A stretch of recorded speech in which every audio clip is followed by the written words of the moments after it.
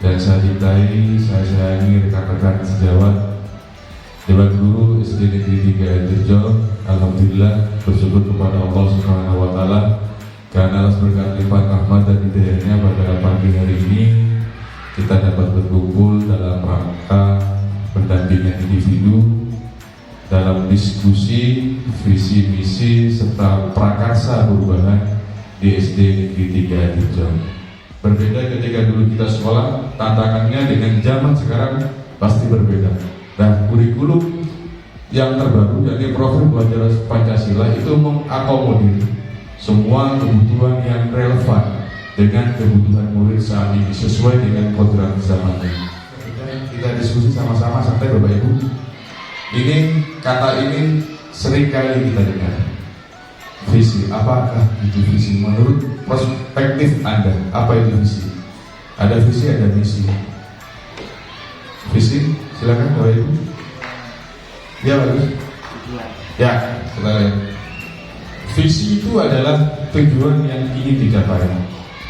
Setiap tahun sekolah pasti akan menyusun ini, menyusun tujuan yang ingin dicapai dalam membantu melaksanakan program sekolah setahun ke depan. Itu terkait visi. Yang tepat sekali Bapak Kepala Sekolah. Jadi visi itu Bapak Ibu adalah penunjuk arah sebenarnya. Jadi visi ini merupakan sesuai eksplorasi konsep yang saya pelajari, visi ini sebagai bintang penunjuk arah.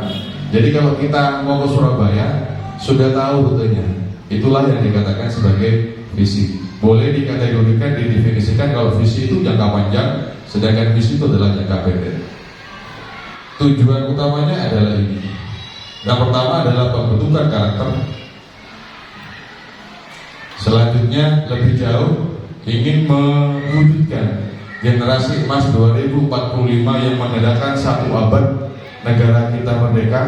Ini sedang digembar-gemborkan oleh pemerintah bahwa semua program negara ini berorientasi pada generasi emas 2045, sehingga dari penerapan dari dimensi profil pelajar Pancasila itu adalah menjadi budaya. Budaya, kalau budaya perspektif saya itu sudah mereka tanpa disuruh sudah dapat melakukan semua aktivitas yang sesuai dengan profil pelajar Pancasila. Terakhir, membentuk peradaban. Jadi negara yang kuat sudah pasti memiliki budaya yang kuat juga. Contoh negara kita terangkat Jepang.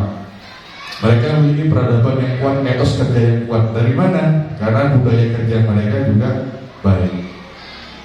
Selanjutnya, di manakah letak visi dan misi sekolah kita? Nah, esensi dari profil pelajar Pancasila tadi, kalau kita mengamati semua ini orientasinya adalah perubahan perilaku. Jadi kata kerja untuk membentuk perilaku yang lebih baik. Jangankan murid, kita saja dituntut untuk bertransformasi, memperbaiki perilaku kerja kita. Di mana baru kita laksanakan di PMM, di pengelolaan kinerja. Esensinya semua adalah perilaku, perubahan perilaku yang awalnya, mohon maaf, tidak baik menjadi baik, dari baik menjadi sempurna. Jadi esensi dari profil pelajar Pancasila adalah semua 6 dimensinya ini Bu, adalah tujuannya perubahan perilaku sebenarnya. Generasi bangsa, terus bangsa benar sekali Pak. Bahwa murid kita itu adalah ciptaan Tuhan yang Maha Esa dengan bentuk yang paling sempurna, dibekali dengan karakteristik yang unik, dengan segala keragamannya, untuk meneruskan atau mengembangkan garis samar menjadi tebal sesuai dengan hakikat manusia merdeka serta berdaya sesuai dengan kemampuannya. Kata kuncinya bahwa ini unik. Betul kata Bu Bebe tadi, baru sampai sudah. Itu respon alami Bu dari anak-anak kami. Jadi setiap ada tamu mungkin dikira guru baru. Dan perlu kita pahami bersama, di kelas saja, di kelas saya sendiri 28 siswa, mereka dengan latar belakang yang berbeda, kemampuan yang berbeda, visi misi pribadi berbeda, kebutuhan 5 kebutuhan dasar yang berbeda. Kemarin saya mencoba untuk mengaktualisasikan menggunakan kuesioner dan ternyata benar Ibu. Manakala ada dari 5 kebutuhan dasar itu yang tidak terpenuhi Pak, mereka pasti akan menggunakan upaya negatif untuk memenuhi kebutuhan itu. Jadi tugas kita sebenarnya adalah bagaimana yang dari 5 kebutuhan dasar itu supaya mereka tidak memenuhinya dengan cara yang negatif. Setelah saya mati ternyata mereka banyak kurang menonjol di freedom Bu, kebebasan dan power di penguasaan. Rata-rata menurut saya 2 kategori itu mengalami masalah dan baru akan kami identifikasi cara penyelesaiannya. Dan strategi pembelajaran yang dipilih mengakomodir pada aktivitas belajar yang berpusat pada murid. Jadi kalau mungkin zaman kita dulu sekolah dulu gurunya sering konvensional ya. Jadi papan Pak, nulis maju ke depan, itu salah satu mulai yang bergeser sekarang. Sudah tidak menggunakan metode yang konvensional tapi bisa bervariasi.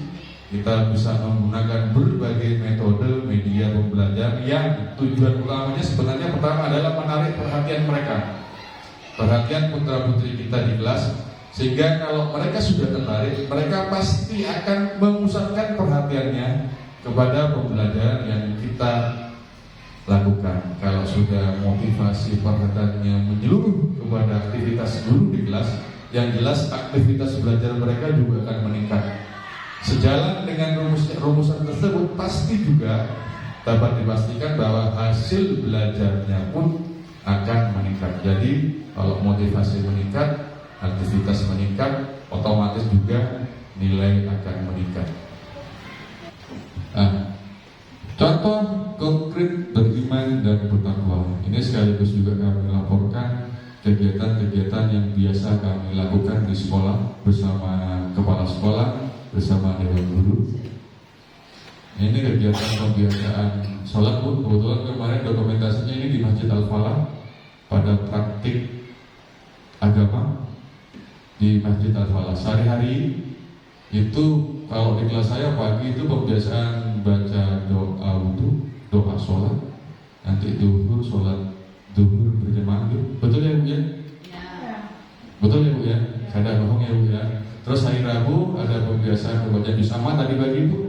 Setiap hari Rabu dibantu oleh guru agama, dan setiap hari Jumat itu ada kuliah 7 menit. Kalau kelas 6 kelas saya biasakan sholat duha berjamaah.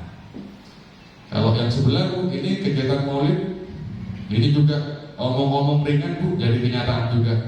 Kegiatan maulid mengundang kiai yang viral pada saat itu, Kiai Haji Malik Sanusi, kemarin ngisi di acara halal bihalal PGRI. Itu kami sudah undang bulan Bu.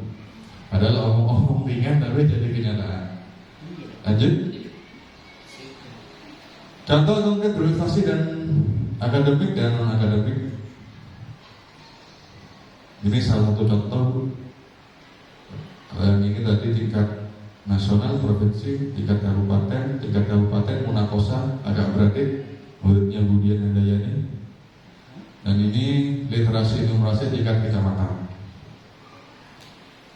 Nah, sehingga kami dengan bangga membuat flyer yang tidak bersifat klaim pribadi Bu, namun itu fakta dan bisa dibuktikan. Salah satunya pencapaian sekolah akreditasi A unggul pada tahun 2022 kemarin, malah di Kompasiana dari 20 sekolah terbaik kita itu berada di posisi 5 terbaik, sehingga menjadi salah satu sekolah rujukan rekomendasi pada PBDB. Sebenarnya tidak usah direkomendasikan, Pak Roni sudah dicat dari murid siswa baru. Nanti bisa dicek di lamannya. 2. Pencapaian prestasi akademik nasional. Ini seperti yang saya menceritakan pada mengikuti kegiatan STEM belajar mandiri Gajah Dewantara 2023. Kali pertama waktunya mepet, hanya butuh persiapan sekitar kurang dari 2 minggu, dan materinya literasi numerasi tingkat tinggi. Dari 160 siswa, 160 tim se-Jawa Timur, sekolah kita itu berhasil menempati posisi hanya 23. Yang lanjut go itu 20 besar. Jadi ini juga menjadi PR bagi saya secara pribadi bagaimana untuk bisa go minimal provinsi. Selanjutnya pencapaian siswa prestasi olahraga nasional dari Pak Hendro, bimbingan dari Pak Hendro, gambar peta.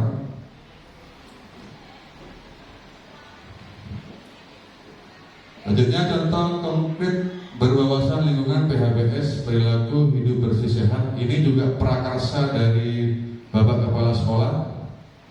Beliau setiap hari Sabtu memprogramkan kita bersih-bersih sebelum masuk kelas, itu bersih-bersih seminggu sekali. Kalau sebelum-sebelumnya, sebelum Pak Tony ada, kita bersih-bersihnya kalau menjelang ujian ya Bu ya. Ketika mau PTS, mau US, itu kita bersih-bersih kelas. Tapi semenjak ada Pak Tony tiap minggu tiap hari Sabtu. Sehingga banyak foto-foto PHBS-nya pasti pakai pakaian pramuka, karena pasti di hari Sabtu. Dan murid saya kelas 6 olahraga di hari Sabtu.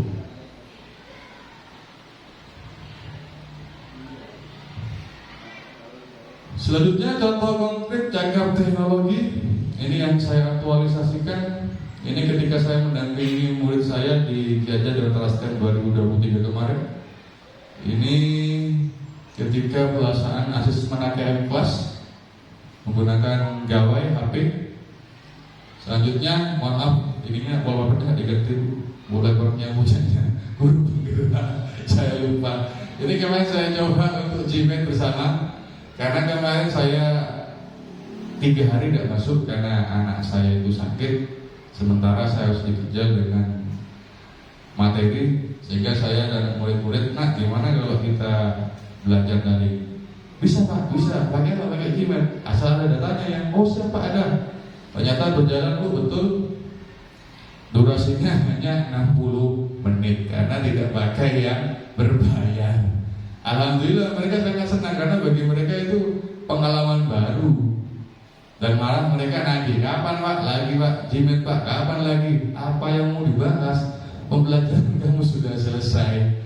Cuma kemarin saya koordinasi dengan Mas Operator Pak Hendrik untuk memberikan pengalaman itu bagaimana kuis menggunakan laptop sekolah, gawe mendesain Canva, terus coba iseng-iseng ingin buat tugas pribadi ya Pak, sebagai tugas portofolio siswa khusus yang kelas 6. Karena kalau jibetnya saya lanjutkan, saya rasa nggak begitu penting lagi karena esensi pembelajaran sudah selesai.